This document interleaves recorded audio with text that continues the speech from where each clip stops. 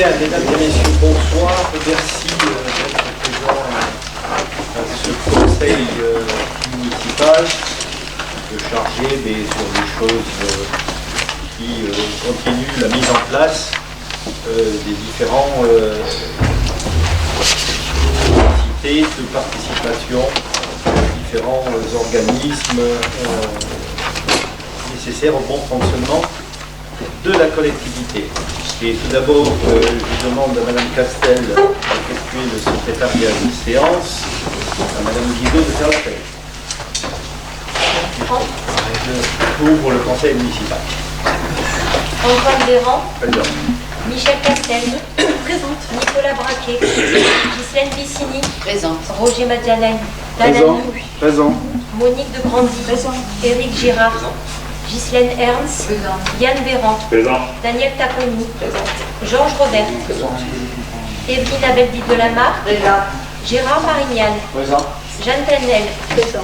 Laurence Lassouque. Présent. Claude Ménevaux. Présent. Dominique Brossard. Présent. Alexandre Roméo. Présent.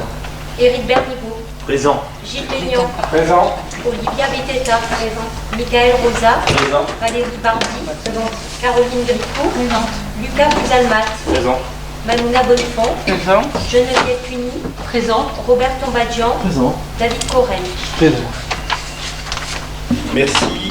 Il n'y a pas de délégation et d'action menée par le maire, puisque j'aurai les possibilités de prendre les différents avis après que vous m'ayez autorisé. Donc je vous demande si vous avez des remarques pour la proposition du conseil municipal de la séance du 20 mars 2026. Y a-t-il des remarques? Des abstentions? Il est approuvé à l'unanimité. Je vous remercie. Je passe la parole à Mme Castel pour la délibération numéro 1.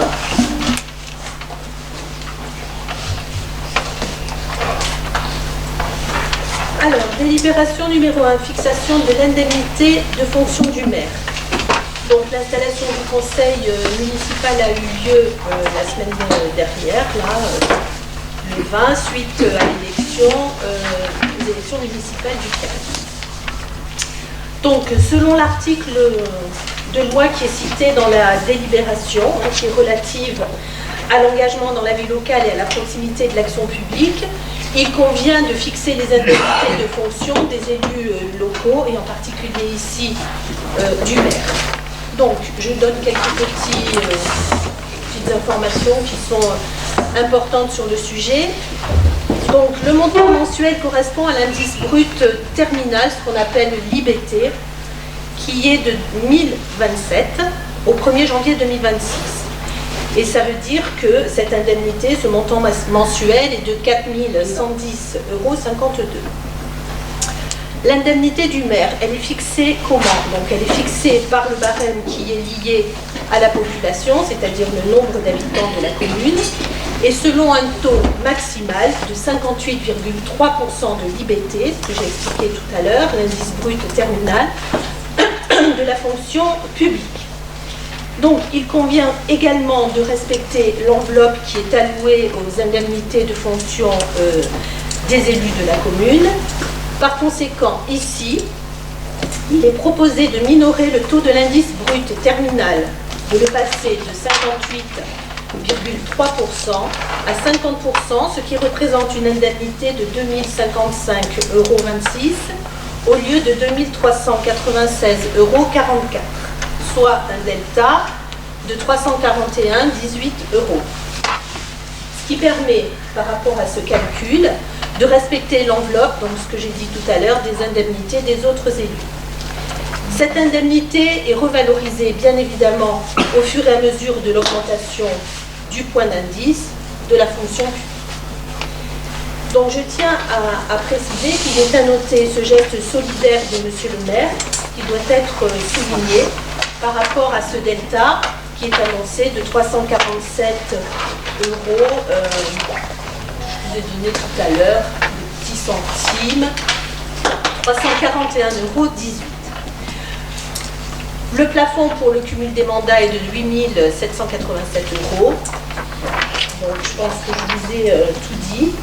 Donc cette indemnité sera revalorisée, je l'ai dit tout tout à l'heure. Donc je vous propose de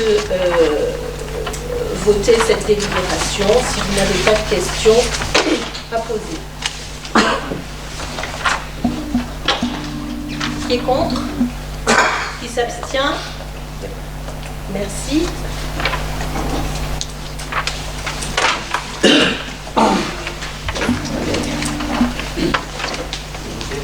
Oui, c'est bon. Merci. Délibération numéro 2 que l'honneur de présenter qui fixe les indemnités de fonction des adjoints et des conseillers municipaux. Mais Mme Castel vous en a donné l'essentiel, c'est-à-dire que ça représente 16% de l'indice brut 1026, que ce soit pour les adjoints dont je vais citer, Mme Michel Castel, M. Nicolas Baquet, Mme Ghislaine Bissini, M. Roger Madalani, Mme Monique de Grandy, M. Éric Girard, Mme Ghislaine Ernst, M. Yann Véran, qui percevront cette indemnité de fonction égale à 16% de l'indice brut 1027.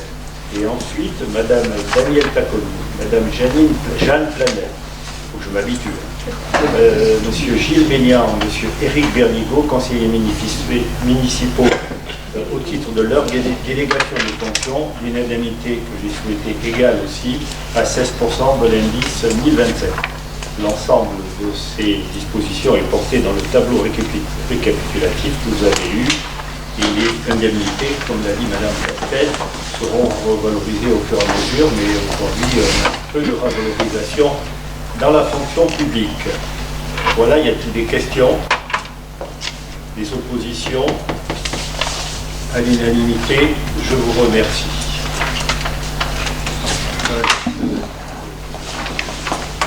Alors, le règlement intérieur budgétaire. La 3.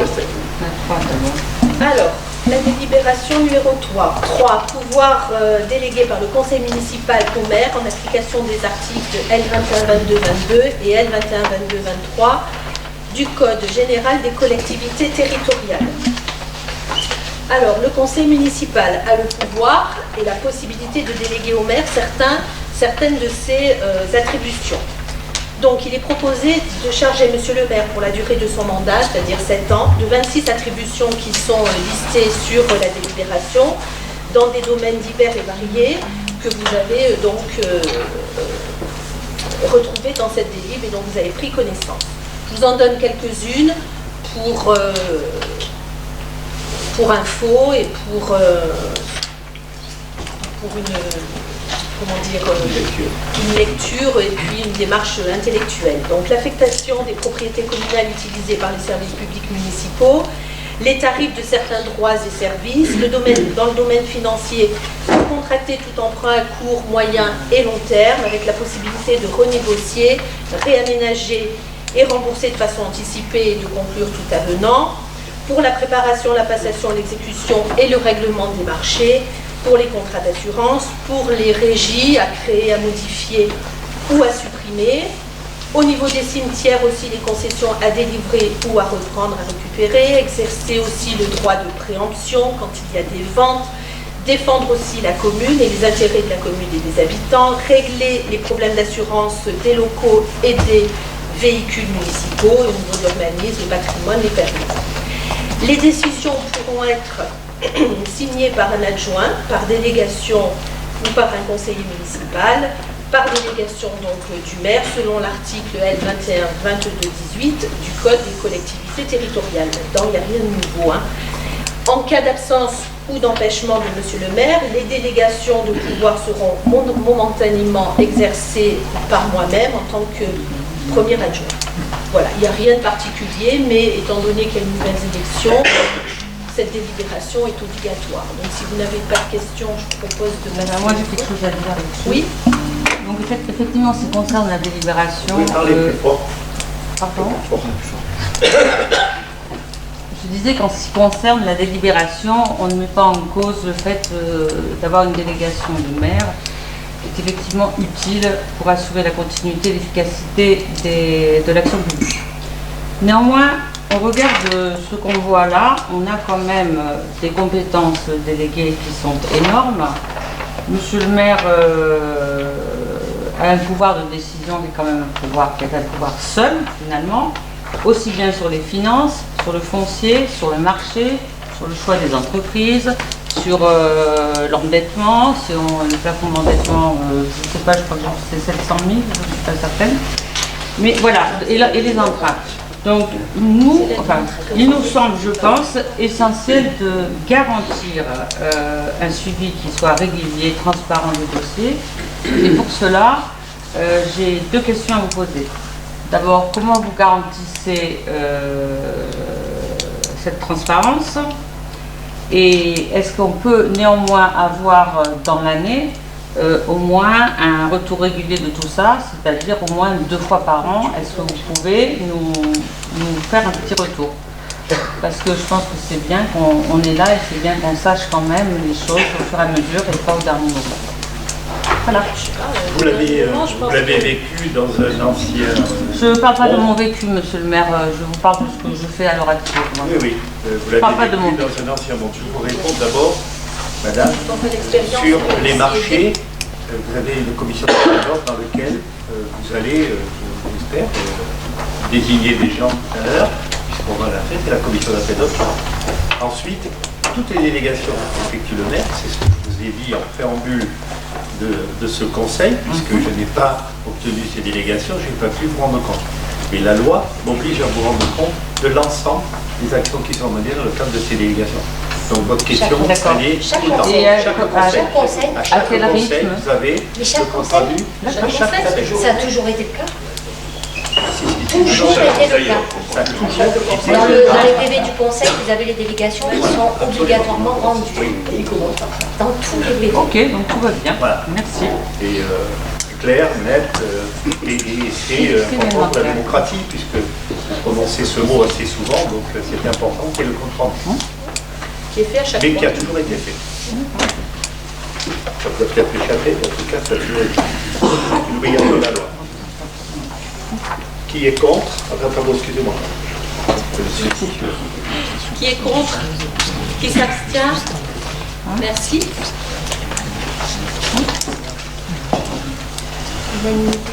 Oui. Merci.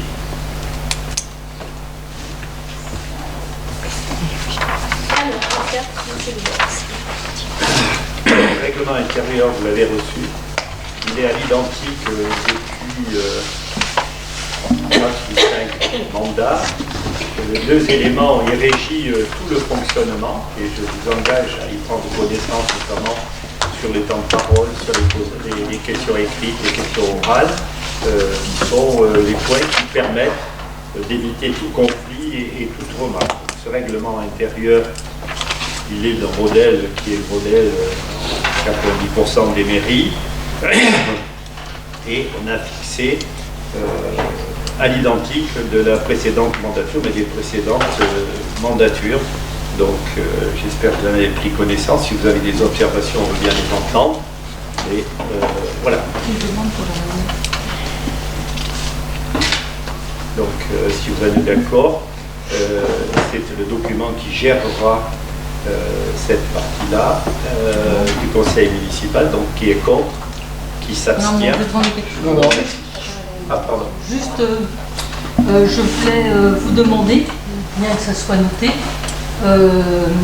dans quel délai on peut vous demander un local ponctuellement pour faire une réunion des membres de l'opposition. Et voilà, c'est tout. D'abord, il faut faire la demande effectivement. Vous avez déjà des casiers qui sont installés ici et il faut nous dire le nombre de personnes présentes et on regardera comment vous attribuer, vous affecter un lieu de réunion ponctuel. Et la deuxième chose, qui était du même domaine, c'est que pour pouvoir faire paraître le point de vue de l'opposition par le biais d'un encart dans le bulletin d'information, en respectant bien sûr les délais de confection et de parution, à qui pourrons-nous nous adresser? Pareil. C'est une non-question, parce que là aussi c'est une obligation. Vous voyez le responsable de la communication, Madame le maire adjoint, et vous avez un nombre de caractères, un nombre de lignes, et tout ça est parfaitement défini. Parfait. Vous me rapprocherez de vous Voilà. pour vous dire, vous donner une date C'est très butoir clair. pour la parution de vos articles en fonction de la parution du journal municipal. C'est pas du systématique, non, du tout, hein, mais c'est au cas Non, où on mais a besoin. vous l'avez Mais par contre, quel systématiquement, sera vous mon l'avez interlocuteur au public, vous n'avez pas. Ça sera moi. Très bien. Il n'y a pas de, il pas de faudra me problème donner de ce votre côté-là, adresse mail. c'est clairement défini. Pas de souci. Parce que je suis pas sûre qu'on les ait. Est-ce qu'on Si, a si, les adresses on mail? les a. Oui.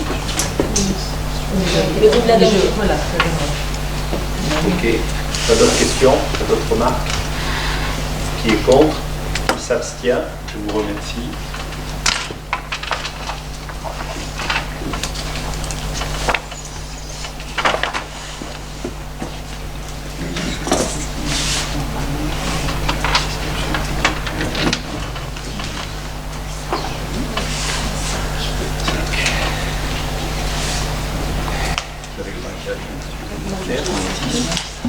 Ah, le règlement budgétaire. Alors, ça, c'est une grande fantaisie française.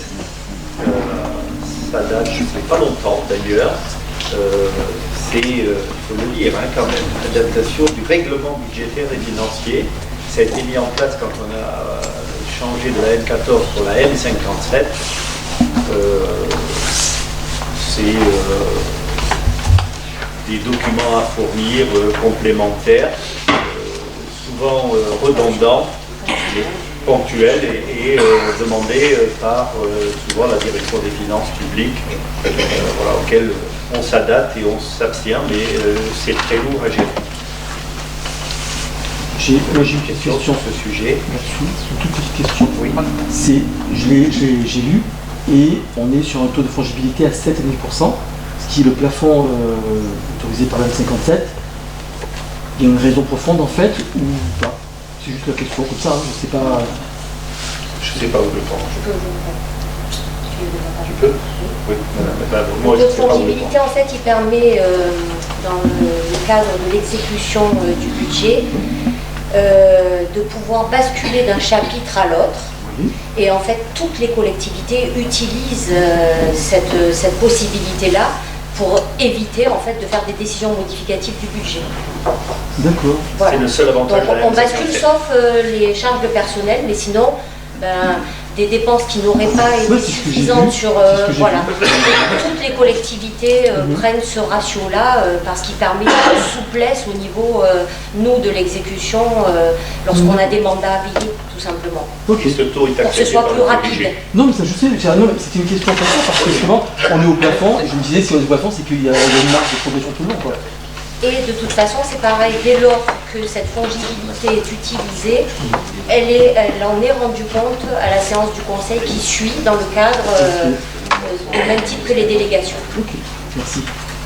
Et d'ailleurs, on se réserve le droit, ça nous arrive très peu, mais pour ne pas multiplier les conseils, il nous arrivera parfois de vous proposer d'adopter sur le siège, même si c'est arrivé très tard, d'adopter tel ou tel mouvement de crédit sans faire notre conseil pour 1 000 € ou 5 000 € à l'unité. Voilà.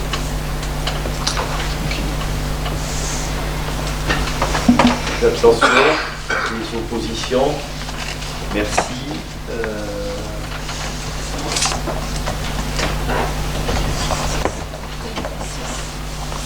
Alors, on arrive à la 6 et Madame Bonneton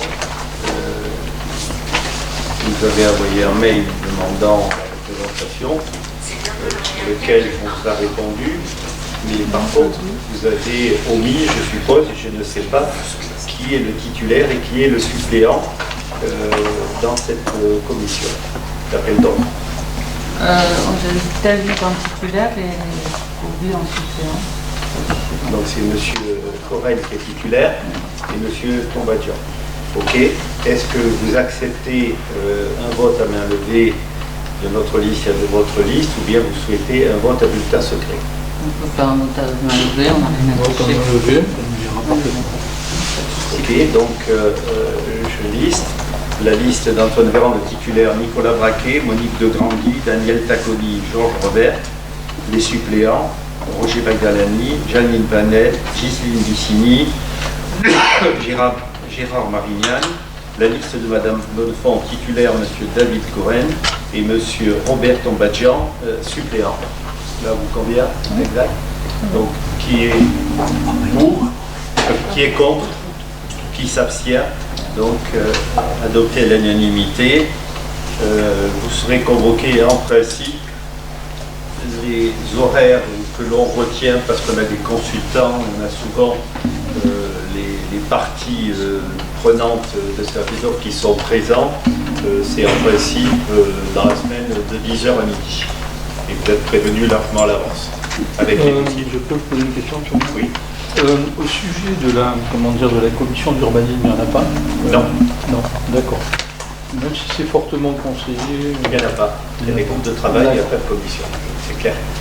Ok, elle sera intégrée pratiquement. Comment? Elle sera intégrée dans la commission des appels d'offres. Pas du tout. L'appel d'offres n'a rien à voir avec D'accord, donc il y a. Non. Ok. Il y a la commission d'appel d'offres, elle prend sur un marché, un avenant à un marché, à la résiliation d'un marché. Et la commission d'appel d'offres. D'accord. Ok. Et s'il s'agit de, par contre, tout ce qui est urbanisme, comment on va savoir sur les projets, tout ça, comment ils vont être annoncés, les particularités des règles, des changements. Vous aurez, quand les textes sont votés, approuvés, il y a très peu de textes sur l'urbanisme d'ailleurs à modifier. Il y en a un, mais on ne sait pas comment ça va aller, c'est le futur PLU métropolitain qui est en révision, et non pas en modification, qui est en révision, et là vous serez informés. Y a-t-il d'autres questions? Merci. Donc, la CAO c'est fait. Alors, vous présentez un certain nombre d'attributions de désignation des membres dans différents organismes, qui est un scrutin uninominal à la majorité absolue et qui est une désignation présentée par Monsieur le maire. Et la première est celle des délégués qui siègent au CIVOM. Et donc, le CIVOM de Banquier, oui.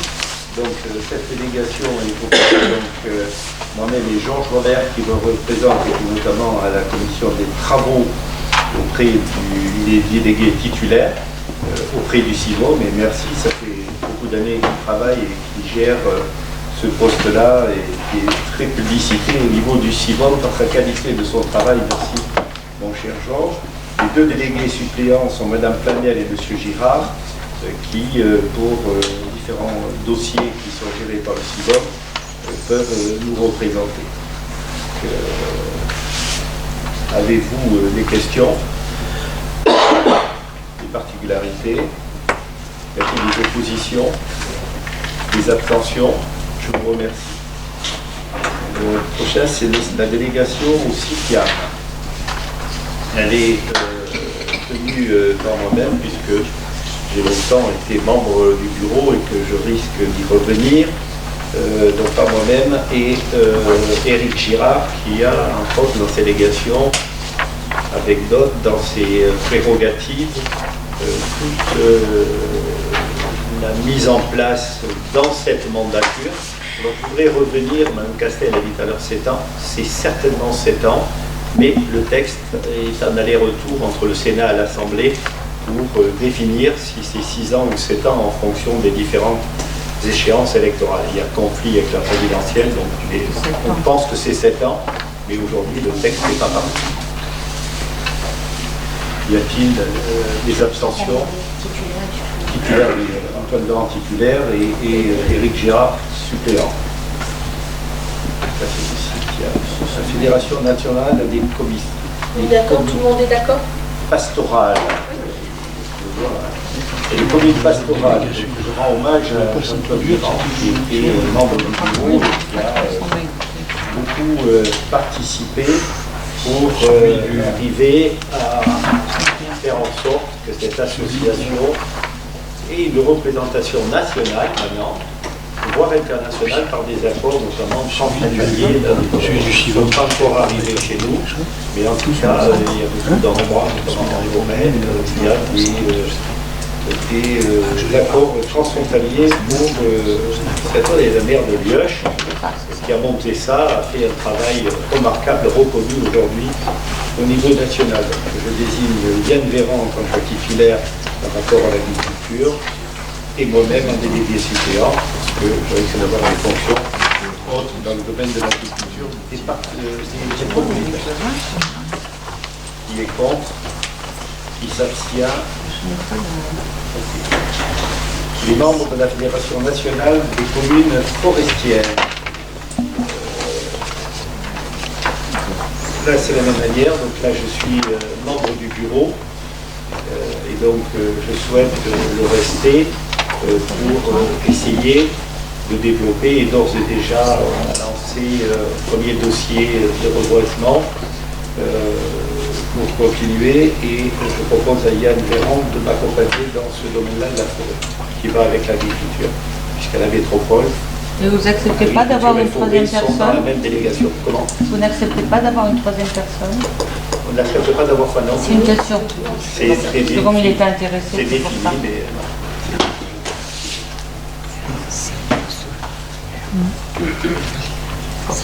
désignation des membres du conseil.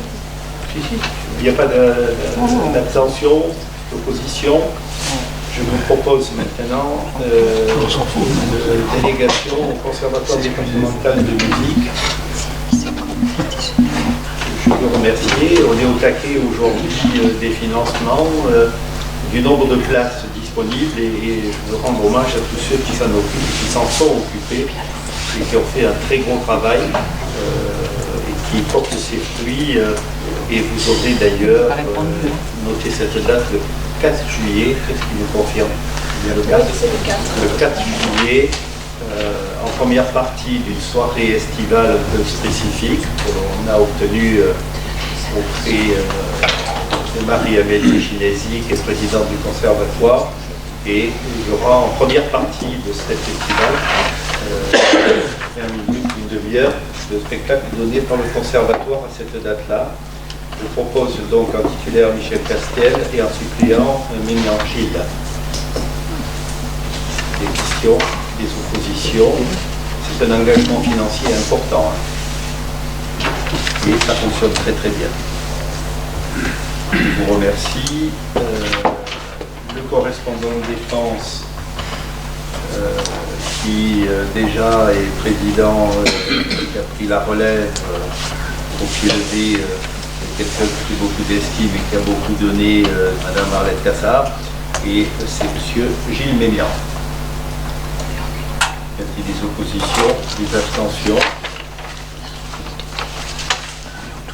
Et ce correspondant incendie et secours, c'est une nouvelle action et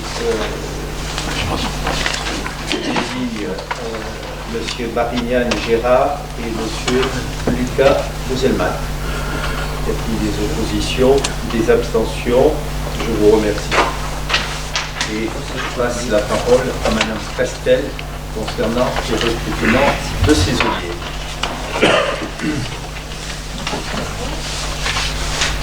Donc on écrit délibération 15, c'est la 14, on corrigera sur le numéro 15, c'est la 14. Donc recrutement d'agents contractuels sur emploi non permanent pour faire face à un accroissement saisonnier d'activité durant la période estivale 2026. Tout ça pour dire que c'est tout simplement le recrutement des saisonniers pour la période estivale. Donc deux pôles importants qui évoluent beaucoup durant cette période-là, c'est la piscine et le centre de loisirs. Donc pour le fonctionnement de la piscine et le bon fonctionnement de la piscine, nous devons recruter du personnel dont nous n'avons pas besoin pendant tout le reste de l'année puisque l'établissement ne fonctionne pas. Nous avons besoin d'agents de caisse, d'agents d'entretien des vestiaires, des bassins, des maîtres nageurs et des surveillants de baignade.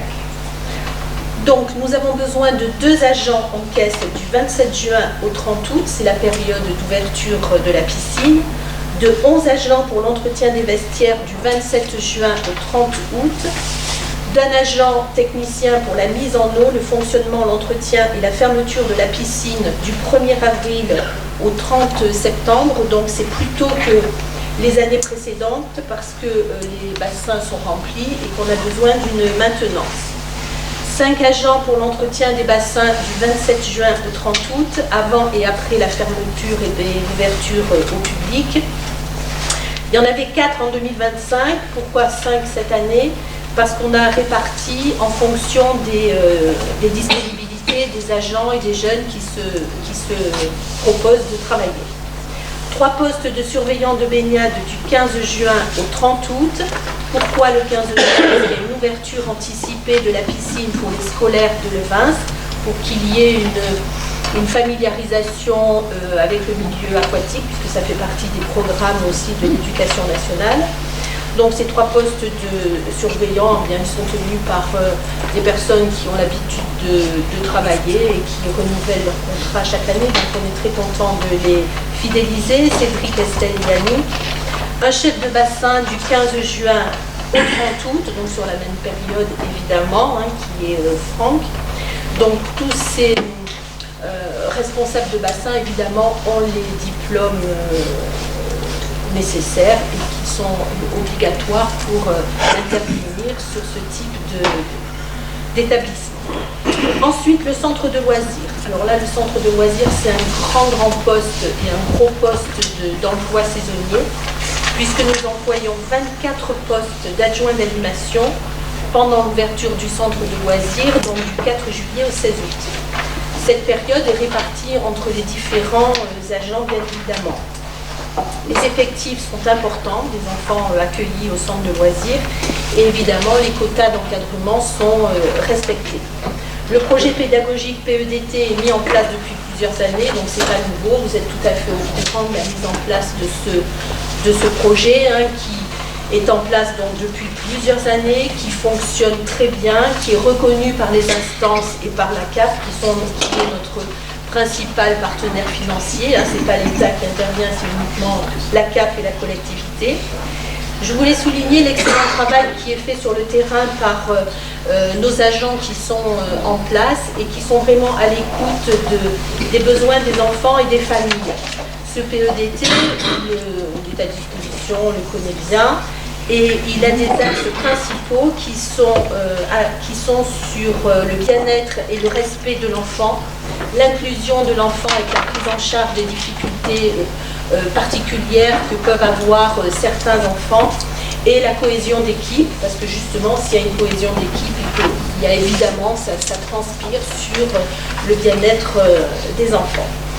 Je voulais remercier à ce moment de mon propos les agents qui travaillent au service de nos petits, les directeurs qui mènent ces projets avec beaucoup de sérieux et d'investissement, Eva, Doriane et Adrien, qui sont donc nos agents de la collectivité. Et j'associe aussi les jeunes qui vont se joindre à l'équipe, parce que je trouve que c'est bien qu'ils se mobilisent pour travailler, pour avoir un job d'été. Et s'occuper des enfants, c'est pas facile, et ils ne vont pas en vacances, c'est les enfants qui sont en vacances, et les jeunes vont passer de l'autre côté de la barrière, c'est-à-dire qu'ils vont un peu se rendre compte ce que c'est que de faire souffrir l'encadrement. Voilà, c'est juste une petite pointe d'humour. Donc évidemment, un contrat sera établi pour chaque agent en détaillant ses fonctions, la période d'embauche, le temps de travail, la rémunération. Tout ça est bien clair. Les offres d'emploi ont été publiées sur les réseaux en janvier ou en février 2026. Et juste pour une petite info supplémentaire, et je pense que c'est important ça aussi, je vais vous donner une petite moyenne de fréquentation donc, du centre en période estivale. En juillet 2025, il y avait des pointes à 141 enfants. En 2024, 131, donc on note quand même une augmentation là aussi de fréquentation, parce que les structures familiales changent, parce que les parents travaillent différemment, parce qu'il y a aussi un accueil de qualité des activités qui rentrent dans un projet pédagogique qui est vraiment mené. En août 2025, donc 101 sur 89 en 2024.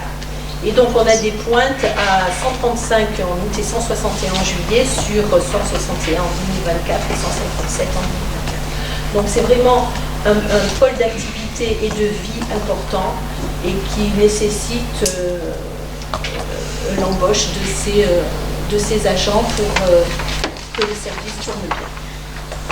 Voilà, je pense que je vous ai donné l'essentiel. Je vais mettre un complément. D'abord, je me joins. Et puis, je n'ai pas fini, j'ai pas fini, pardon.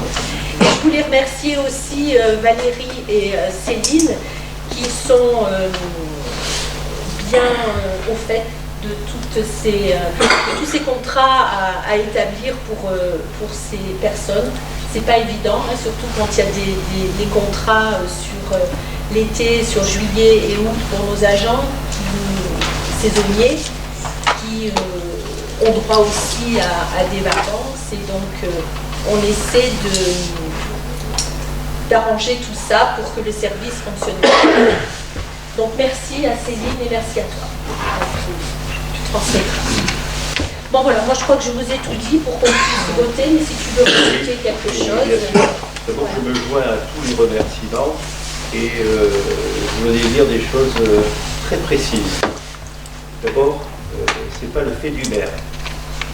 Je m'interdis d'être présent en commission. J'ai, depuis qu'on est élu, ramené à des séjours de 15 jours. On a même essayé une année, mais c'était ingérable au niveau des bulletins de paye. Et puis les jeunes ne voyaient pas un revenu suffisant qu'avec une semaine. Donc on est à 2 semaines et on essaie de prendre le maximum de gens en fonction de ce qui est fait. Parfois, il y a des fratries, on ne prend pas les deux de la fratrie. Parfois, il y en a qui ont travaillé 2 ou 3 ans et ils sauteront leur tour. Donc on essaie de regarder. La seule condition que je demande aux commissions, c'est de regarder l'intégrité de ces jeunes qui viennent travailler chez nous.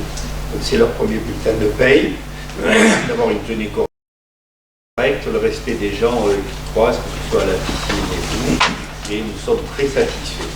Alors c'est vrai qu'il y en a qui restent sur le carreau, c'est pour ça que je vous dis, on essaie de regarder les fratries ou autre chose, mais contrairement à ce qu'on peut dire, c'est pas du tout le fait du maire, je ne le regarde pas, je regarde simplement que la moralité soit la bonne, et je ne veux même pas connaître les noms et je ne les reçois plus. Avant, c'est moi personnellement qui les recevais, donc c'est les agents qui le font. Ce n'est pas le fait du maire et le fait du roi, comme j'ai pu entendre vous dire. Voilà, je tenais à le préciser, mais en tout cas, on est très satisfait du travail des jeunes qui sont faits. On met un peu plus de soin et on connaît un peu mieux, on regarde un peu plus en détail les responsables de la caisse à la piscine. Le travail le matin et le soir est un travail difficile, d'autant plus que parfois eh bien, on a des problèmes de sécurité, des gens qui enchaînent les barrières, qui viennent pendant que nos jeunes sont en train de nettoyer, se baigner, laisser des déchets de pizza et tout alors qu'ils sont en train de faire le travail. Voilà, c'est pas toujours facile. Et au niveau de l'encadrement des enfants, je suis extrêmement satisfait et il faut savoir que pour les BAFA, à chaque fois qu'on prend des jeunes en stage, nous avons les félicitations des organismes qui gèrent tout ça par la cohérence de nos encadrants, autour de Valérie, de Céline, comme tu l'as dit, c'est un service dans lequel on est très fiers. Voilà. Et on embauche en priorité sur des périodes plus longues les jeunes qui sont titulaires de BAFA, qui sont en formation ou en stagiairisation. Et on essaie de satisfaire toutes les demandes de ceux qui veulent valider. Vous savez que dans le BAFA, il y a une partie de validation qui doit exiger. On essaie de rendre le service qui parfois est en sureffectif, mais pour faire à ces jeunes valider leur BAFA.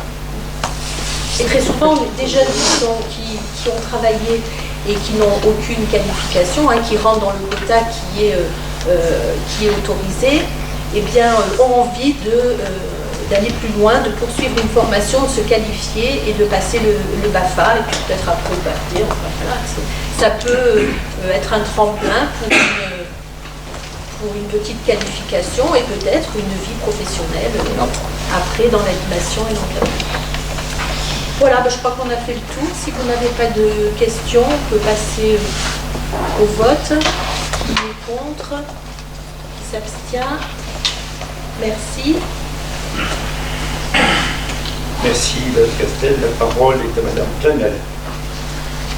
Le conseil municipal, projet de délibération numéro 15, demande de subvention d'investissement pour les centres de loisirs. Je vous ai fait un petit résumé pour aller plus vite. Alors en fait, la CAF a un budget propre et chaque année, il propose des thèmes d'investissement. Cette année, nous avons la possibilité d'avoir une subvention pour l'achat de matériel pour les accueils de ALSH. Le matériel éducatif, sportif et sensoriel comme le Swanezem,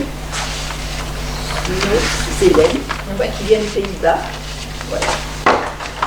Et la CAF finance un maximum 23 000 € ou 80% des sommes engagées. Alors, il nous reste à la charge de la commune 5 750 € qui représentent que 20%. Voilà, le matériel que nous allons... c'est le renouvellement des jeux, du matériel à activité sportive aussi. Voilà, alors il est proposé au conseil municipal d'approuver le projet d'acquisition de matériel éducatif, sportif et sensoriel, de valider le budget prévisionnel de l'opération, de solliciter une subvention auprès de la CAF et de prévoir une participation minimum de la commune de 5 750 que je vous ai dit tout à l'heure, de prévoir les crédits nécessaires et d'autoriser Monsieur le maire à signer tout document relatif à cette demande de subvention. Et vous avez les autorisés. Qui s'abstient? Avez-vous des questions? Qui est contre? Ça,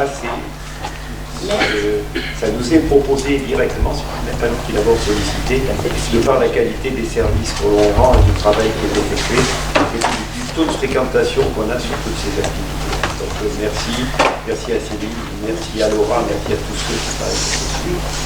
Je tiens à remercier tout particulièrement Céline et Valérie pour leur travail au quotidien en faveur des enfants et aussi des personnes âgées. Ça, c'est pour la délibération numéro 15. Donc, tu fais voter. Mais c'est ça y est. Demande de subvention pour la bibliothèque. Alors, c'est la même chose. C'est le même principe. Le plan de financement est de 23 000 €. La commune a demandé une subvention de 23 000 et la part communale est de uniquement 5 750 €. C'est aussi du fait des travaux de l'extension de la crèche. On va déménager la bibliothèque dans une autre salle et engager des frais de mobilier.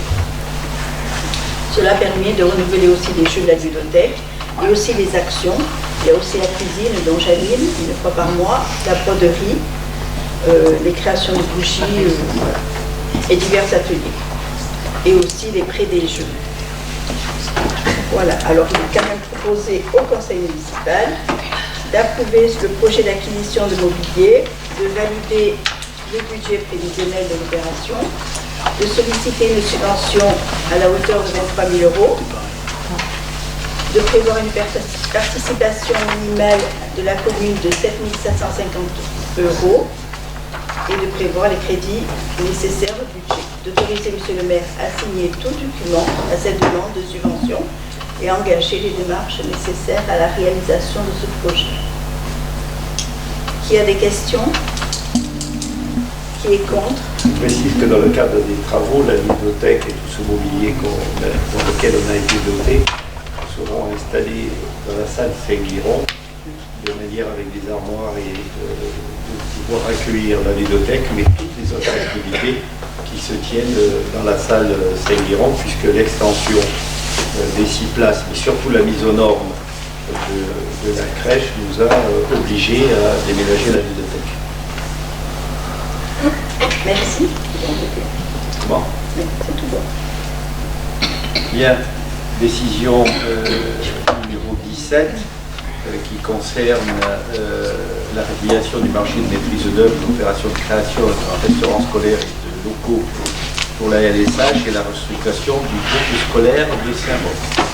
Et en fonction du marché qui a été conclu le 29/7/2024 avec le groupement représenté par la SARL VPA Architecture, et en fonction de l'article 9 du CCAG qui, par dérogation de l'article 31 du CCAG, l'acheteur se réserve la possibilité d'arrêt provisoire ou définitif de l'exécution des prestations de maître d'œuvre au terme de chaque élément de mission et de la phase d'étude. La décision d'arrêt définitif des prestations ne donne lieu à aucune indemnité et entraîne la résiliation du dit contrat. Et la décision d'ajournement de la mission avant projet définitif APD, dont on est à l'état, en date du 2/12/2025, réceptionné par le mandataire par le groupement de maîtrise d'œuvre le 8/12/2025, considérant qu'il apparaît qu'en raison des motifs d'intérêt général, évolution des besoins de la collectivité en matière d'équipement scolaire, baisse de la natalité des effectifs scolaires, choix de mutualisation des locaux scolaires pour le péri et l'extrascolaire, eu égard au contexte économique actuel, qui est certainement le point le plus important, à l'instabilité politique et aux tensions internationales et à la suite des dispositions de la loi de finances 2026, de laquelle on va en parler tout à l'heure, pour la contribution des collectivités au redressement des finances publiques, il en résulte une incertitude liée au financement du projet par nos partenaires État, région, département, impliquant l'augmentation du financement de la commune dans la souscription d'un prêt bancaire conséquent, couplé à une augmentation colossale de la fiscalité. Ainsi, afin de maîtriser sa dette et de ne pas augmenter le taux d'impôts communaux massivement et de ne pas pénaliser pour plusieurs années d'autres opérations d'investissement, la commune n'a d'autre choix que de mettre un terme au projet et en conséquence de prononcer l'arrêt définitif des missions du groupement de maîtrise d'œuvre et d'en prononcer la résiliation au motif d'intérêt général. Il est donc proposé au conseil municipal de décider que les prestations du groupement de maîtrise d'œuvre sont arrêtées à l'achèvement de la phase avant-projet détaillé. De dire que la résiliation intervient pour des motifs d'intérêt général, à savoir l'évolution des besoins de la collectivité en matière d'équipement scolaire, la maîtrise de la dette communale et de la fiscalité, la nécessité de ne pas pénaliser pour plusieurs années d'autres opérations d'investissement et d'autoriser M. le maire à signer la décision de résiliation et à signer tout document relatif à l'arrêt définitif des prestations de maîtrise d'œuvre et de confier l'exécution du marché de maîtrise d'œuvre à M. le maire, ainsi que le règlement des prestations nécessaires à l'achèvement de celui-ci. Avez-vous des questions? Oui, monsieur le maire, une question. Aujourd'hui, je pense qu'on touche au niveau de l'arbitrage, au niveau de financement. Quelque chose qui est très important, c'est l'école élémentaire pour les enfants de Saint-Roch. On dit qu'on a une baisse de natalité, on dit qu'on a une baisse d'enfants, mais ce sont les enfants de la commune, de Levins. C'est quelque chose qui est très important. Et puis, mais je veux dire, les projets que vous avez faits, les réalisations, quartier des Traverses, quartier du Rivet, tout ça, il y a eu quand même de la construction, des gens qui arrivent, vous en avez encore 2 en attente qui sont à côté du lotissement Laval, ça veut dire qu'il va y avoir encore un besoin au niveau des enfants.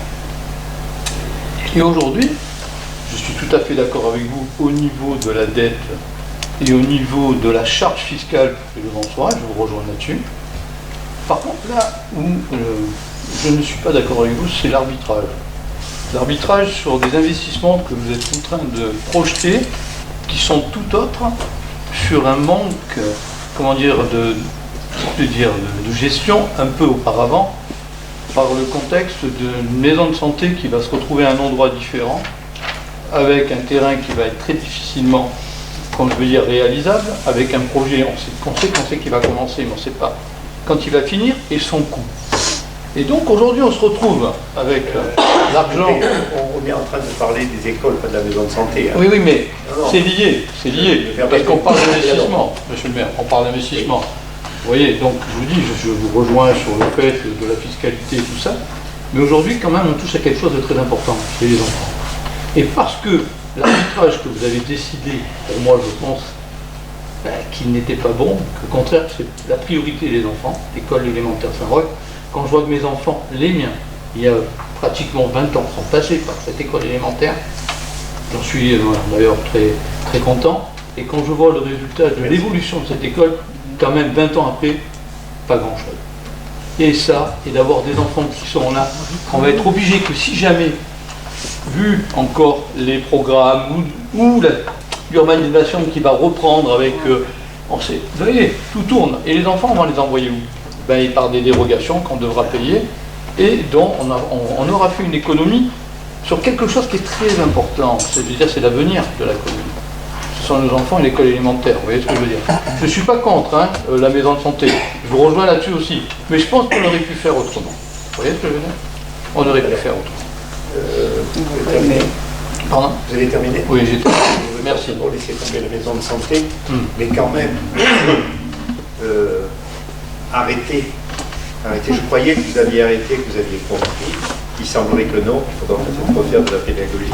La maison de santé, elle est financée, bien financée. Elle sera terminée deuxième semestre 2027. Elle est aujourd'hui très sollicitée et complète. Et je vous rassure, les coûts sont entièrement maîtrisés. Depuis l'origine, contrairement à tout ce qui a été dit comme ânerie dans le cadre des campagnes sur les budgets, les financements, le coût trop cher, le terrain qui n'est pas bon, tout ça était à l'origine financé. D'ailleurs, les financements sont au rendez-vous et en fonction de l'emprunt que l'on va faire et qu'on est indexé sur le livret A, c'est-à-dire à un taux 1,5 point en dessous, elle sera à l'équilibre dès la première année. Donc vous avez eu tous ces éléments, donc ne mélangez pas tout. Deuxièmement, pour les enfants, on n'accepte à aucun moment, il n'y avait pas de crèche, on a créé une crèche. Il n'y avait pas de bibliothèque, on a créé une bibliothèque. Il n'y avait pas de maternelle, on a créé une maternelle. On a réhabilité l'ensemble des locaux. Je rappelle que quand je suis arrivé, la caserne des pompiers était au milieu et qu'il n'y avait pas de cantine dans l'école élémentaire. Donc, de grâce, ne venez pas sur ce débat avec moi, parce qu'il n'est pas réaliste, il n'est pas optimiste. Et aujourd'hui, je parle sous couvert des parents d'élèves et qui entretiennent d'excellentes relations, et qu'on va travailler maintenant notamment sur la ventilation et la réfrigération des classes à l'élémentaire. On va refaire la toiture de l'école maternelle et je vous rassure, le confort des enfants est complètement fait. Vous avez raison, j'ai demandé dans le cadre de ce marché de remettre à plat parce que pendant 30 ans, on a fait des ajouts au fur et à mesure sur cette école élémentaire. Pour moi qui suis à l'origine, j'ai récupéré la situation, on l'a fait dans des conditions difficiles, on a mis de travaux avec les enfants dedans. Donc aujourd'hui, c'est un groupe scolaire qui est à fond. Et je vous rappellerai que d'abord cette année, on perd 40 enfants. Que cette année, pour la première fois, les taux de décès sont supérieurs au taux de natalité. Et que le ministère de l'Éducation nationale a publié cette semaine, et je vous engage à voir des littératures autres que ce matin, a publié cette semaine dans Le Monde et dans Les Échos une étude extrêmement importante qui fait apparaître plus d'1 million d'enfants de moins, non plus en 2050, mais en 2029, 1 million d'enfants de moins, 600 établissements fermés, 40 000 postes d'enseignants supprimés. Donc, et le VIN n'est pas exempt de cette mouvance. Et quand vous parlez d'augmentation de bâti quand vous êtes dans la profession, vous constaterez que les fonciers aujourd'hui sur la commune sont surtout des ventes et de part, c'est une satisfaction pour nous, l'augmentation des prix font que c'est plutôt des gens qui ont besoin d'un collège que d'une école maternelle qui s'installe dans notre commune, même sur l'île C, il était fait pour ça, pour donner à de jeunes ménages le fait de s'installer, de devenir propriétaire d'un logement social et de pouvoir procréer, ce qui est le cas. Les naissances sont souvent une satisfaction dans l'île C, et que vous avez cité les 12 logements BRS du parc Laval, dont on nous a fait perdre beaucoup de temps et qui heureusement aujourd'hui vont démarrer, de manière à permettre à des primo-accédants, des jeunes, de venir et qui, j'espère, auront des enfants pour ne pas fermer de classe. Nous avons eu un débat très important, et Madame Céline a eu l'inspecteur d'académie sur les sujets, comme question d'horaire ou quoi, qui a confirmé la prudence dans le cadre d'ouverture ou de travaux dans les écoles, parce que les instances, que ce soit le département, que ce soit la région, et même l'État dans les DETA, ne suivra pas eu égard aux directives ministérielles actuellement. Voilà, on est plutôt bien placé, on est vigilant, mais croyez-moi, si on avait une création de classe, on saurait l'assumer. On a évité les fermetures puisque la loi aujourd'hui a été modifiée en 2020 ou 2021, je ne sais plus, imposant que le maire donne un avis favorable avant la fermeture d'une classe. Alors c'est pas tout à fait vrai parce que quand il y a le maire dit je maintiens la classe ouverte, c'est l'éducation nationale qui affecte l'enseignant. Donc il faut les deux choses, il faut la salle de classe, mais il faut que l'éducation nationale affecte l'enseignant pour ne pas fermer la classe.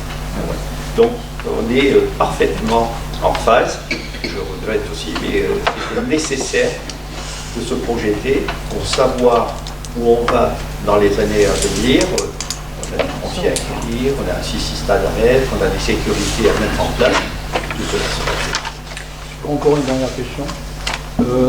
J'ai vu qu'il y avait un APD sur l'estimation des coûts. Et je vois qu'il n'y en a eu qu'un. Logiquement, on devrait avoir un comparatif au niveau de minimum 3. Pas du tout. J'ai pris la précaution de vous lire, que vous n'êtes pas suivi. Madame Bonnefoy ne vous a pas donné les informations. C'est un appel à candidature et un concours. C'est un concours. Et c'est dans le cadre de ce concours que les maîtrises d'œuvre ont été désignées, les groupements d'architectes avec les maîtrises d'œuvre ont été désignés, donc on n'a pas à refaire un APD et refaire des appels d'offres. C'est ceux qui ont fait la totalité de l'opération. C'est pas dans l'APD que je dis. C'est quand on a un coût quand même important qui environ à peu près 6 millions d'euros, d'avoir à peu près 3 estimations sur la faisabilité. Non mais qu'est-ce que vous croyez qu'on a fait? Je le répète, parce que peut-être je vieillis, je m'exprime pas en bon français peut-être, ou alors on n'est pas le bon français peut-être. C'est un appel, c'est un concours qu'on a fait. Oui, c'est un concours avec 8 dossiers retirés, avec le président de l'Ordre des architectes, avec les représentants de l'État, avec les représentants des bâtiments de France, avec, et je peux vous donner, les membres du jury qui ont tranché et qui ont décidé, après un vote, où on était, nous, collectivité, 4 personnes de chez nous, minoritaires, par rapport aux organismes présents dans le cadre de ce concours, Et donc à partir de là, quand on a retenu un projet à l'unanimité d'ailleurs, eh bien on déroule et l'ensemble des textes sont publiés et on déroule, on est d'accord ou pas d'accord. Après on maîtrise les augmentations, on ajoute les coûts, mais on est dans cet esprit-là. Donc la transparence elle est plus que totale. C'est quelque chose d'extrêmement lourd et c'est vrai que vous avez raison de le dire, c'est jamais facile d'arrêter, mais nos services ont fait un travail pour ceux qui étaient au concours assez lourd et conséquent. C'est très lourd. On a fait deux, on n'a fait que 2 concours. C'est très lourd à gérer un concours qu'il était international, avec l'obligation, vu les montants. Et donc ça a été très très lourd à gérer et à monter et à construire. Voilà. Moi, je voudrais apporter un petit éclairage parce que vous avez abordé les dérogations scolaires. J'ai bien compris? Oui. Voilà. Donc, c'est-à-dire que s'il va manquer des classes, on va aller dans l'obligation. Des fois, quand si l'école, on a plus d'élèves, ça s'inverse, on est obligé de faire des dérogations parce qu'ils ne peuvent pas rentrer dans cette école. Parce qu'ils ne pourront pas les accueillir à moins de... Vous voyez ce que je veux dire? Donc les dérogations, il y en a toujours. Monsieur Cohen, vous regardez le nombre d'enfants par classe avant que ça arrive. Non, mais je disais, pour les dérogations, ça a un coût. Le nombre d'enfants par classe, c'est l'éducation nationale qui va donner l'autorisation ou pas l'autorisation. Mais aujourd'hui, il est de combien? C'est pas les dérogations. Non, mais aujourd'hui, il est de combien? Il est de combien? 24 en moyenne. Dans les deux écoles. Dans les deux écoles. Qui est un peu plus haute. Mais on est plutôt en tendance baissière, et d'ailleurs c'est un de mes soucis. C'est un de mes soucis. L'éducation nationale, elle ne pourra pas recruter dans une école. Les dérogations scolaires, on s'en occupe. On est très très vigilant par rapport à ça, et elles ne sont accordées que dans des cas très particuliers qui rentrent dans les critères qui sont donnés par la loi. On ne les donne pas comme ça. Donc il n'y a pas des enfants qui nous échappent pour le fun ou parce que... Ben non, mais tant mieux, je ne veux pas. Et on les refuse. Parce que je préfère qu'un enfant de Levens ait sa scolarité sur la commune qu'ailleurs. Ben, on est bien d'accord. Et on a toujours favorisé et favorisé justement la scolarisation des enfants ici pour qu'il y ait une vie sociale des enfants, au niveau de l'école, au niveau des activités sportives, au niveau des copains, parce que les enfants, on s'aperçoit que les enfants qui font l'objet de dérogations scolaires ont des difficultés s'ils n'ont pas d'activité ici à Levin, parfois ça peut être compliqué par rapport aux horaires et au transport. Ils se retrouvent un peu isolés, et après à l'adolescence c'est plus compliqué, c'est-à-dire que leur vie est ailleurs, et par rapport au village c'est difficile pour eux de s'intégrer dans les village. Donc pour les dérogations, on est très très vigilant, et il n'y a pas d'aspiration sur l'extérieur fantaisiste. Merci. Je pense que le débat a eu lieu. Qui est contre? Qui s'abstient? Merci. On passe maintenant au débat d'orientation budgétaire.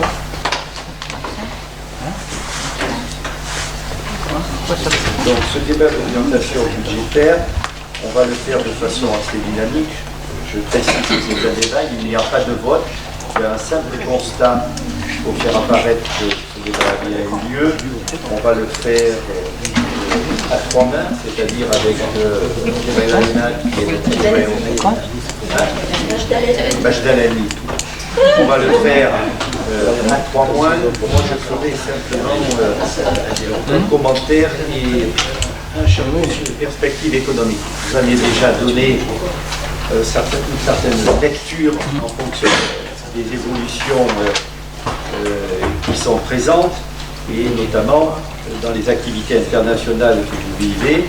Donc pour le moment, malgré le coût de l'énergie qui va arriver, malgré le grand choc qui est le problème que l'on rencontre avec les Américains et avec la guerre en Iran, un peu moins aujourd'hui les problèmes d'engrais et d'aluminium avec l'Ukraine, beaucoup moins. Ces éléments-là confirment un 2026 qui va être plus ou moins un moment de transition, avec d'abord des élections municipales qui vont bousculer quelque peu un certain nombre de choses qui n'ont pas encore d'incidence boursière pour le moment, puisque c'est superposé ces éléments internationaux qui sont assez graves pour nos finances. Mais 2026 verra au mois de septembre un élément extrêmement important, puisque nous sommes dedans 50% du renouvellement du Sénat, donc une élection importante qui va encore bousculer au niveau interne, mais qui aura certainement une relation directe avec le PIB, une relation directe avec la dette, puisque le Sénat insiste fortement, mais de notre côté, à amender la loi qu'avait proposée le Cornu. Ça paraît un peu incohérent quand même, mais en tout cas, l'inquiétude est là et est présente avec cette dynamique qu'on espère à 1,7% et qui démontre une certaine stabilité malgré tout. Nous sommes entrés dans la période où il y a moins d'un an de l'élection présidentielle française. Moins d'un an de l'élection présidentielle française, d'autres élections dans le cadre de l'Europe qui vont arriver également. Ceci aura des conséquences sur le budget 2027, des conséquences importantes, en espérant que le problème de l'énergie, et d'où l'importance des énergies renouvelables, je le cite en passant, d'où l'importance d'avoir au niveau français une production énergétique, y compris de l'atome, pour donner un relais, parce que l'atome, les nouveaux centres, y compris de faible puissance, c'est 20 ans. C'est 20 ans, en ayant le foncier disponible. Si vous prenez Cadarache, le foncier est là, la place est là, l'instant de développer un EPR de petite capacité à Cadarache, alors qu'on maîtrise le foncier. C'est 20 ans, et que l'ensemble des élus du bassin sont très favorables parce que c'est une source économique extrêmement importante. Donc l'inquiétude, elle est assez grande. Quels seront les grands thèmes abordés dans cette période-là où nous serons directement concernés? C'est pour ça que ce budget, ce dogme qu'on va vous présenter est assez réservée de manière à préserver nos financements et à préserver le développement de projets structurels sur notre commune. Quel va être l'engagement qu'on a entendu parler de tous les côtés? La sécurité, numéro 1, elle est de partout, à part en Seine-Saint-Denis. Les problèmes de sécurité, que ce soit dans la gare de ville voisine ou dans le département. Le logement, vous avez raison de le dire. Vous l'avez dit tout à l'heure, ça nécessite un PLU, ça nécessite des modifications importantes. L'État a annoncé d'ores et déjà zéro ouverture à l'urbanisation. Nous défendons plusieurs dossiers. L'État a décidé, dans le cadre des STRADEC et des ZAN, une désimperméabilisation des sols et une concentration des constructions allant sur la privation du droit à bâtir de nos concitoyens de l'ordre de 7 hectares et demi, sur lequel on s'est opposé, sur lequel j'ai mené un combat important, d'ailleurs Estrosi m'a soutenu, Ciotti le reprend, de manière à refuser cette ponction que l'État a décidé d'ores et déjà. Dans les ZAN et dans les STRADEC, qui sont gérés non plus par le préfet du département, mais par le préfet de région et par le ministère de l'Intérieur. Donc ces éléments, on les a intégrés, on les a pris en considération. Une chose extrêmement importante, et Mme Baudefond le sait bien, de par sa profession, c'est le vieillissement des populations. Aujourd'hui, dans les maisons de santé, il n'y aura plus d'installation de médecins en dehors des maisons de santé. Le décret est paru. Le vieillissement des populations va nous contraindre, va nous imposer. Aujourd'hui, j'interviens très peu pour avoir une place en crèche. On a ce qu'il faut, on a des gardiens agréés qui font un travail remarquable, qu'on encadre et tout ce qui s'ensuit. On intervient sur quoi?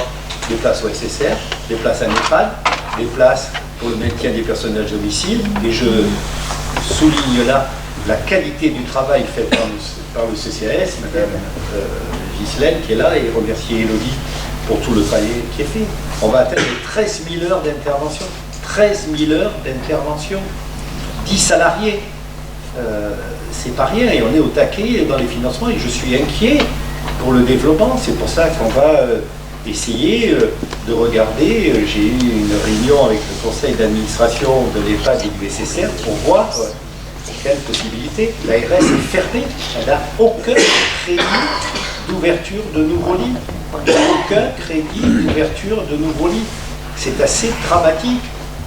Et le privé s'en désintéresse de par les normes, de par les difficultés. Vous n'avez plus de maisons de retraite qui s'ouvrent nulle part. Les grands donneurs d'ordre se retirent même du marché. La filiale chinoise qui a été reprise, de Veolia qui a été reprise par la Chine, se désengage dans tous les grands projets. Donc ces éléments-là sont importants, suivis d'une baisse de la dénatalité qui est importante au niveau national. Et enfin, pour vous dire, et là nous serons très vigilants, je ne crois pas, même si il faudra être très vigilant sur le sujet, l'IA ne sera pas une source de diminution d'emploi, une source de coupure de revenus. Soyons très vigilants, soyons en garde. Tout le monde dit de faire de la terre des Alpes-Maritimes une terre d'IA, ce qui est bien avancé, mais soyons prudents. Mais je ne crois pas à une interprétation de l'IA dans le domaine du déficit, dans le domaine de la modification du PIB au niveau international sur le sujet, même si cela est important. Et vous avez peut-être lu que l'introduction à la bourse de la version satellitaire d'Elon Musk va chavirer les grandes bourses internationales qui sont elles qui décident quel est le taux d'inflation et comment ça se répercute. Alors, de vous dire ça dans un conseil municipal d'un petit village de Levens par un maire qui est un vieux paysan, mais c'est la réalité des faits. C'est la réalité des faits, et il faut être extrêmement vigilant sur ce domaine. Voilà, je ne serai pas plus long sur le sujet, mais la solidarité qu'on demande sur LCA, donc Nice et la métropole. On ne connaît pas le nouveau chiffre. Ça représentait les 2,7 milliards qu'a demandé le Comité d'économie. Ça représente 80 millions d'euros. Ça représente 80 millions d'euros. Ça représente donc quelques centaines de milliers d'euros dans des demandes de subventions qu'on en effectuera auprès de ces organismes-là.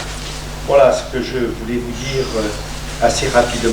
Je vais passer la parole à Roger pour qu'il vous donne d'autres éléments et ensuite Valérie commentera les grands tableaux. Je n'interviendrai plus après, mais je veux remercier Valérie du travail qui a été fait, les gens qui sont en finance. Regardez, je vous engage à relire et à regarder les comptes rendus du DOP des différentes communes de même strate ou de strate même supérieure, et vous me direz combien de communes, ce n'est pas une industrie très importante comme le vin, dégager 2,8 millions d'euros d'excédent, c'est quelque chose d'assez exceptionnel et qui nous permet d'envisager l'avenir avec sérénité. Voilà, merci Valérie du travail qui est fait. Je te donne la parole. Merci monsieur. Par contre, tout à l'heure, quand j'ai posé le débat, j'avais pas fini sur la délibération numéro 17, vous avez envoyé derrière, mais moi, je ne vais pas voter pour. Hein. Je m'abstiens. Monsieur. Non, parce que on était. Ça a été vite, hein. Non, je vous dis, je n'étais pas suivi. Vous avez déjà fait le coup avec les désignations des membres du CCAS, donc arrêtez. Je veux bien accepter, donc vous votez contre. Je m'abstiens. Moi aussi, je m'abstiens. Deux abstentions. 2 abstentions. Merci, monsieur Tombadjian. Merci. Voilà. C'est sur quoi là? C'est sur la 17. Sur la 17. Oui. Ok. 2 abstentions, j'ai noté, s'il vous Oui, plaît. ok. Voilà, mais Ça a été vite quand même. Oui, mais quand vous avez pris le fil, j'ai pas entendu. peut-être, je m'en excuse, je ne vais pas parler assez fort. Ok, tu as la parole. Merci Monsieur le maire, mesdames et messieurs, chers collègues. Je vais dans le cadre du DOP vous présenter le rapport d'orientation budgétaire. Alors il est assez long. Je vous rassure, je vais aller à l'essentiel puisque je considère que vous avez pu et eu peut-être le temps, j'espère, de le consulter. Monsieur le maire et Madame Guido interviendront si nécessaire, si vous le souhaitez, pour apporter des précisions sur tel ou tel point. Alors, le rapport, il est divisé, on va dire, en 3 gros chapitres, hein, si on veut résumer ce rapport. D'abord, on va donner quelques lignes du bilan 2025. Par la suite, on donnera les tendances et orientations budgétaires, et puis comment cela se traduit sur le budget 2026. Alors, comme l'a précisé Monsieur le maire, le bilan de l'exercice 2025, on peut en être fier puisque le résultat de clôture de l'exercice 2025 fait apparaître un excédent cumulé de sections. Il y a section fonctionnement et section investissement. Les 2 sections cumulées fait dégager un excédent de 2 799 646,24. Il faut être précis en comptabilité, donc je vous donne même les centimes. Voilà. Dans chaque section, on va voir, il y a des dépenses et des recettes. Alors, le fonctionnement, le résultat comptable de la section de fonctionnement est en hausse de 12,2% par rapport à l'année dernière, à 2024. Pardon. Alors, dans les dépenses, on voit les dépenses, les charges à caractère général, les charges de personnel. Les charges à caractère général ont augmenté de 1,9% par rapport à 2024. Les charges d'énergie sont stables par rapport à 2024. Les dépenses pour la maintenance, l'équipement, l'entretien, la réparation des bâtiments sont en légère hausse. Charges du personnel, les charges nettes sont de 2 381 000 euros. Il y a une augmentation par rapport à l'année 2024, mais c'est essentiellement dû à la cotisation pour les retraites des agents. Également le remplacement de l'agent de l'accueil, la régie spectacle, de l'urbanisme. Il y a nécessité un recrutement en doublon du temps des formations, augmentation du personnel sur l'accueil de loisirs sans hébergement, ce qu'on appelle la LSH, pour répondre aux besoins spécifiques des enfants. Donc la masse salariale est en hausse de 7,2% par rapport à 2024. En fait, les frais du personnel, ça représente 51,3% des dépenses de fonctionnement. Alors, ça veut dire que c'est peut-être énorme, mais quand on compare par rapport à d'autres communes de même strate, on se situe bien en dessous, puisque nous, ça représente pour nous 434 € par habitant, et pour une commune de même strate, en 2024, c'était 628. D'autres charges de gestion courante, versement des contingents pour le SDIS, le SDEC, les subventions allouées aux associations et au CCAS, pardon. Donc globalement, ce chapitre de gestion courante est en baisse de 3,2% par rapport à 2024. D'autres charges financières, intérêts d'emprunt, en baisse également de 4%. Il y a également une ligne atténuation de produits. La principale, on va dire, c'est le fait que la commune soit exonérée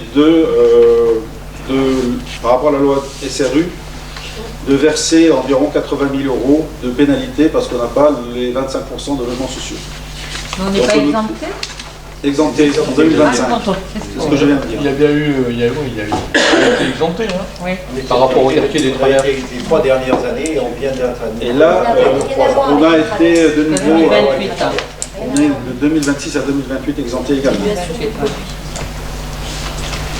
Alors les recettes, elles sont en baisse par rapport à 2024, même malgré la stabilité des redevances des services périscolaires et cantines, la piscine qui a eu une très très bonne fréquentation, mais il n'y a pas eu de vente de caveaux, donc ça baisse un peu ce chapitre de recettes. Ça veut dire qu'on est bien. Ça veut dire qu'on est bien. Les impôts et les taxes, les contributions directes sont en hausse de 1,75%.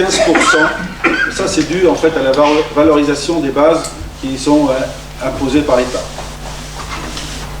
Cette ressource importante pour la commune représente 48% des recettes réelles, ce qui est important. Ça représente 513 € par habitant. Pour les communes de même strate, elles sont plutôt aux alentours de 607. Donc on est bien également là aussi en dessous au niveau des taxes.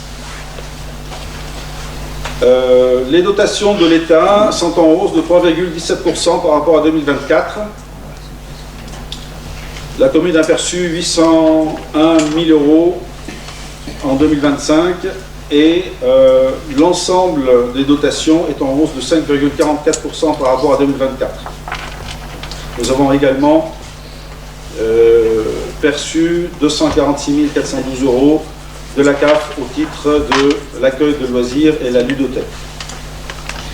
Également, au niveau ressources, au niveau recettes, on a le revenu des immeubles, donc les loyers, qui sont en hausse de près de 7%. En ce qui concerne la section investissement, alors il y a eu des dépenses, ce qui concerne essentiellement les équipements, les travaux cabinet dentaire, construction d'un pigeonnier, mobilier informatique pour les écoles et la mairie, travaux de restauration des bassins et machinerie de la piscine, acquisition foncière en zone naturelle, matériel outillage pour les services techniques, les caméras de vidéoprotection, la réfection, l'entretien du parc locatif, l'équipement des salles municipales, les études pour l'école élémentaire et des véhicules pour les services techniques et le CCAS. Remboursement du capital de la dette de la commune qui s'élève à 312 000 € et il est en baisse par rapport aux années précédentes. Et dans les 2 années à venir, il sera en baisse. On va perdre quelques gros emprunts, notamment celui de Plan du Var et divers emprunts qui vont tomber 2027 et vers. Et puis, et en ce qui concerne les recettes, 993 000 € de recettes d'investissement, les subventions d'équipement, le fonds de compensation de la TVA et le virement de l'excédent de fonctionnement qui est dégagé sur 2024. Donc tout ça cumulé, ça donne quand même une situation globale excédentaire, je rappelle, ça fait plaisir, de 2 799 646,24 €. Voilà le bilan 2025. Est-ce que vous avez des commentaires à faire? Après, je vais vous donner des éléments, puisque c'est un débat d'orientation budgétaire, sur un certain nombre. D'abord, pourquoi j'ai voulu voter le budget après les élections pour permettre aux équipes arrivantes de donner leur avis et de voir tous les acquis faits par les précédentes municipalités qui aboutissent aux 2,7 millions. On a une seule année, vous l'avez dans le tableau, qui est en 2023, on a été légèrement au-dessus, mais parce qu'on sortait, on avait récupéré beaucoup de dégâts, les gares au BD, les gares au Pays Global. Donc, on a cette année aussi une position assez record sur ces sujets-là. Au niveau des grandes orientations, puisque c'est des orientations budgétaires et qui seront assujetties ultérieurement à de plus amples études et orientées. D'abord, on a beaucoup d'équipements de fonctionnement, véhicules, modificateurs de facteurs, matériel informatique, matériel outillage, auquel je tiens, puisqu'on fait beaucoup de travaux en régie qui nous permet de faire des économies importantes. Un record important, parce que vous savez combien je suis attaché au hameau du Plan du Var, et j'attends quelle est la décision que va prendre le nouveau maire de Nice sur l'agence d'urbanisme, qui est en charge de l'étude du réaménagement global du Plan du Var, et notamment qui est en charge de trouver des solutions avec COJO pour le pôle multimodal de Plan du Var dans le cadre de la Nice-Briançon, qui aura un développement. Sujet-Ténier est acté et le Plan du Var a fait l'objet d'une inscription dans le cadre du COJO et j'y suis très attaché et on suit ça avec la vision du département qui va être lancé, qui est un très joli projet de manière à faire avancer et y compris avec une bouée d'oxygène éventuellement si on était contraint dans la SRU avec du logement et du logement social acté au Plan du Var puisque le PLU de Plan du Var permet d'aller à des hauteurs de 18 mètres, c'est-à-dire 5 étages grosso modo à l'égout du Puy. Nous avons beaucoup de travail sur le foncier bâti, le rachat que nous avons fait de l'ensemble des constructions en VFA sur la maison de santé. Nous avons des différentes modifications dans les immeubles. Vous avez vu tout à l'heure, et j'espère que vous avez bien compris, que la partie recette de ce foncier nous garantit, nous, dans ces domaines-là, une certaine sérénité, puisque, grosso modo, en mémoire, la charge est aux alentours annuels de 350 000, quelque chose comme ça, euros, et que la recette, elle est à 650 000 euros.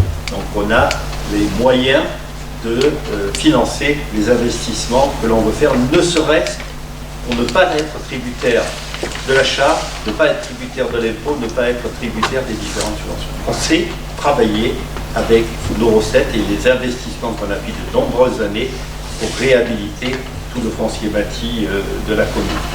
Sur les écoles, nous avons divers projets en cours qu'il faudra finaliser, l'achat de foncier autour des écoles, de réalisation d'équipements, de modification avec la cuisine qui va se faire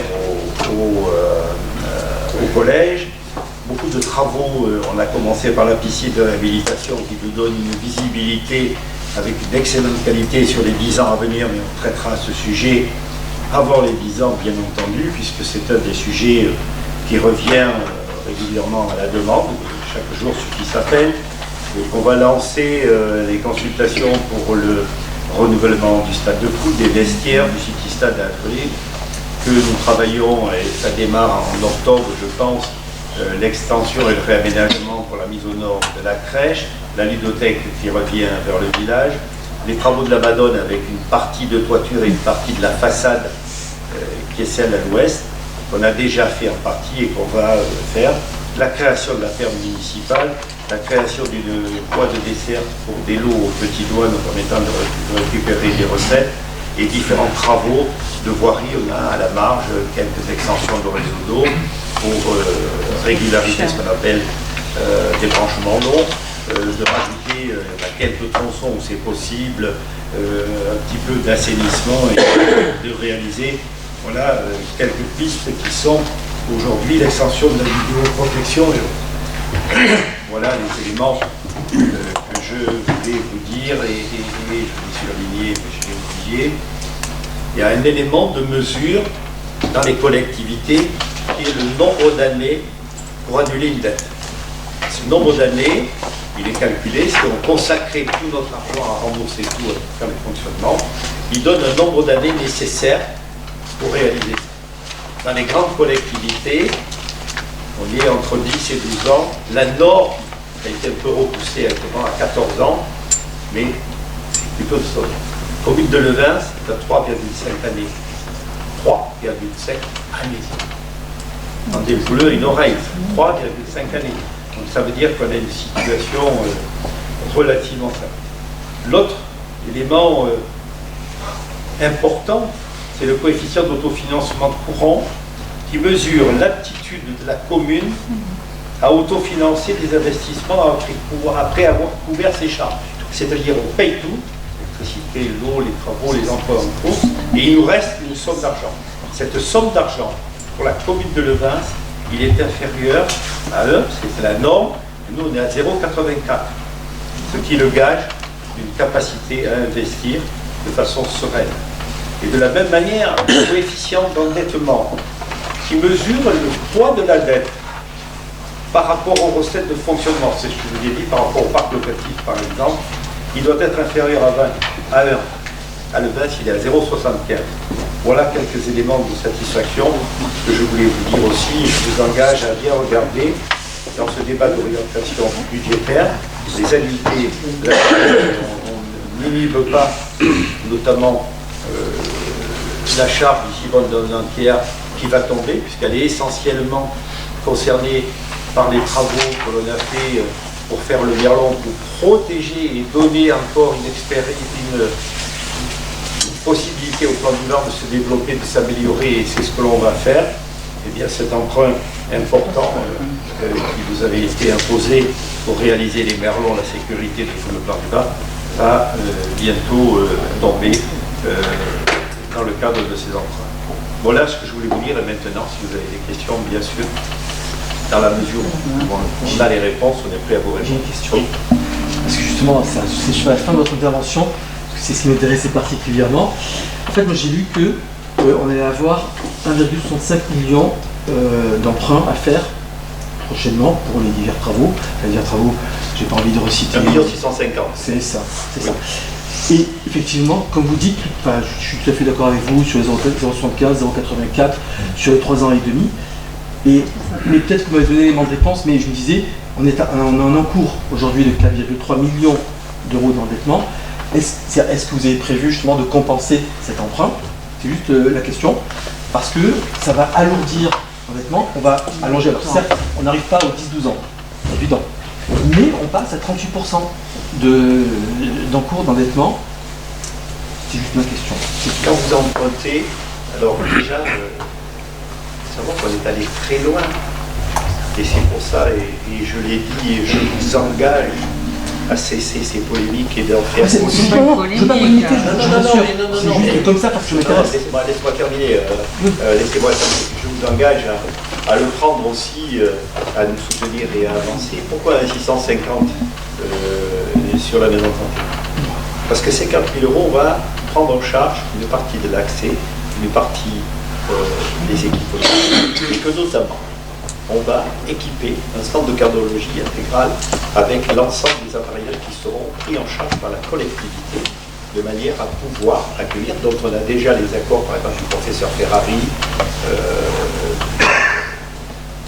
du professeur qui gère la cardiologie à Saint-Georges, à Vive, et qui ont donné des accords pour venir faire des actions. C'est un 6, mais on peut voir l'emprunt pour acheter en VFA.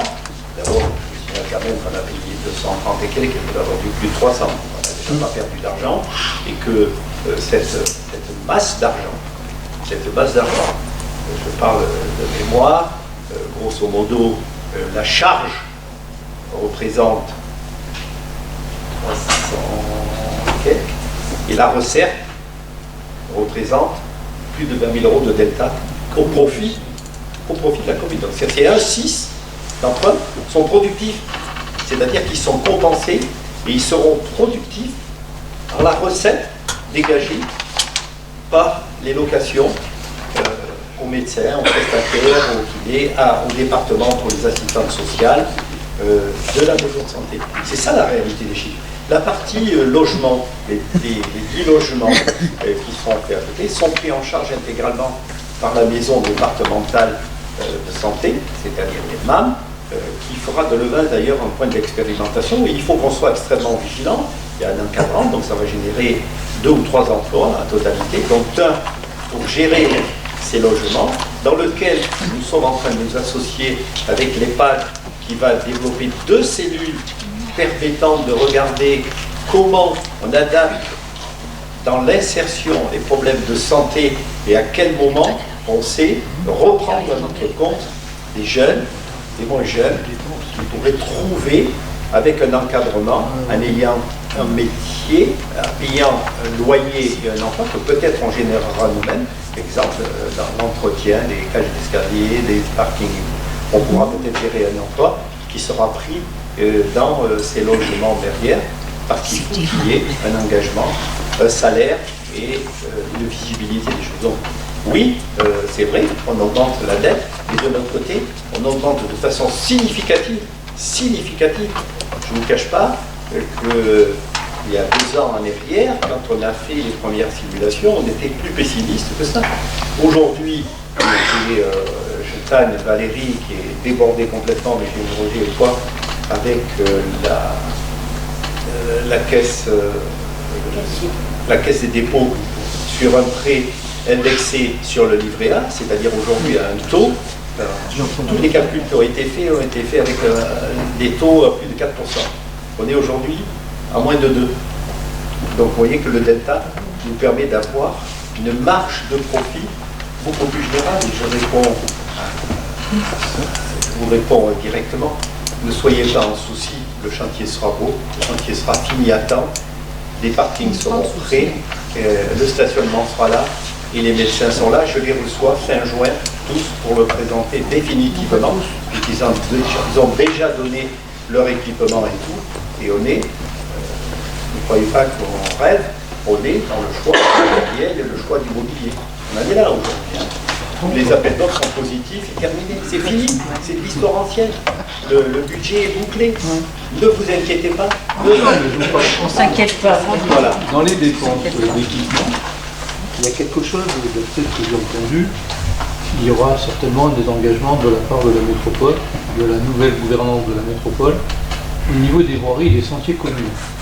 Déjà qu'ils étaient dans un état pas très agréable et dans un mauvais état, comment vous allez faire? Qu'est-ce que vous avez prévu là-dedans? Mais d'abord, un institut de voirie qui n'est pas là-dedans.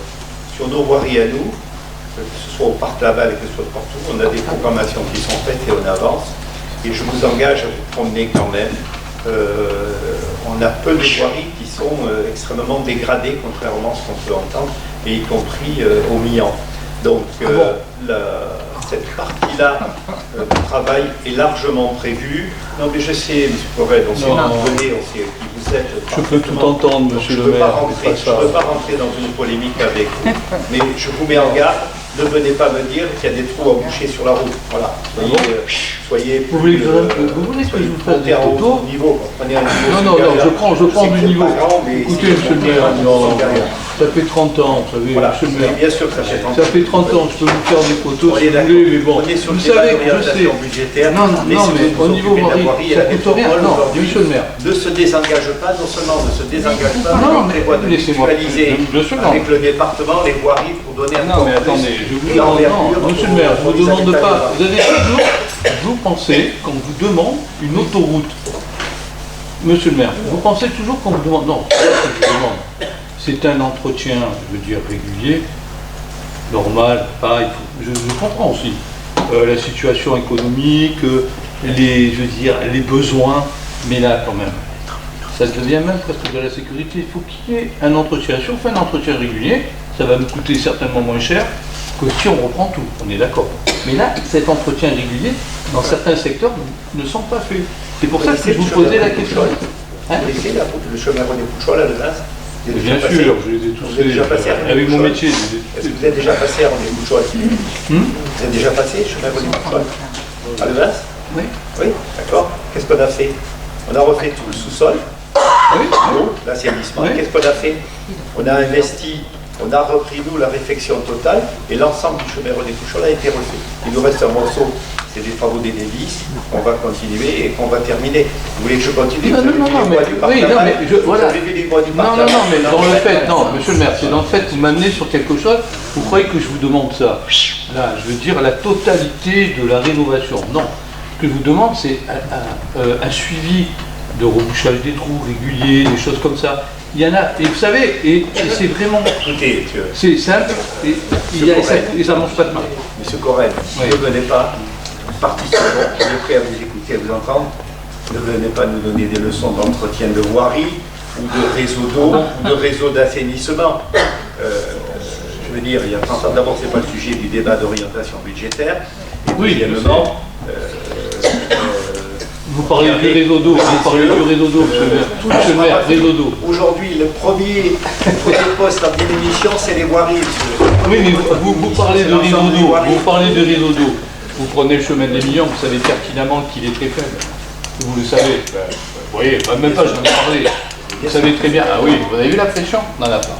Non, mais bien sûr, mais demandez aux gens qui étaient à René Pouchol, demandez aux gens qui étaient à Campédy-Monaco, demandez aux gens qui étaient ailleurs, demandez à Plan du Var, les raccordements à l'égout qu'on est en train de modifier, de refaire. Les gens ont retrouvé une qualité de l'eau et où c'est fait sur nous. Alors on fait quoi? Sur ce domaine, mais c'est ça que on fait quoi? C'est la régie de l'eau et la régie de l'assainissement. Donc aujourd'hui, non mais monsieur le maire, oui, d'accord. Et là on fait quoi? Non mais pour le budget, on fait quoi? Là, dans ce budget, est-ce qu'il y a, vous avez prévu quoi? Vous faites au niveau voirie de ça?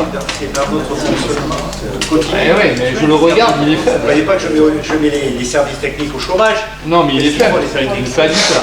Il y a la C'est pour moi, quand je vois le camembert, il est faible. C'est une compétence métropolitaine.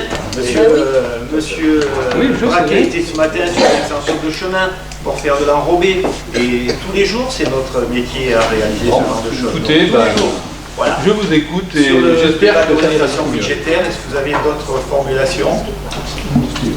Merci. Merci pour votre remarque tout à l'heure, elle était pertinente sur les 1,6 à prendre. Et on aura d'autres emprunts parce qu'on a cette possibilité, heureusement, pour avoir les moyens de nos futurs projets d'emprunt encore, des conséquences sans toucher à la fiscalité, en tout cas pour les prochaines années à venir. Donc ça, c'est ce que je veux dire. Il n'y a pas de vote, mais je vous demande le vote si vous avez constaté que le débat d'orientation budgétaire a eu lieu. Est-ce que vous en êtes d'accord? Pas d'abstention, pas d'opposition. Je vous remercie. C'est pas un vote, hein, c'est sur le constat que le débat a eu lieu. Voilà. Et le débat a eu lieu. Voilà. Voilà. Merci. Ça. Merci et peux dire ça. je clôt ce conseil municipal. Merci à tous et à toutes.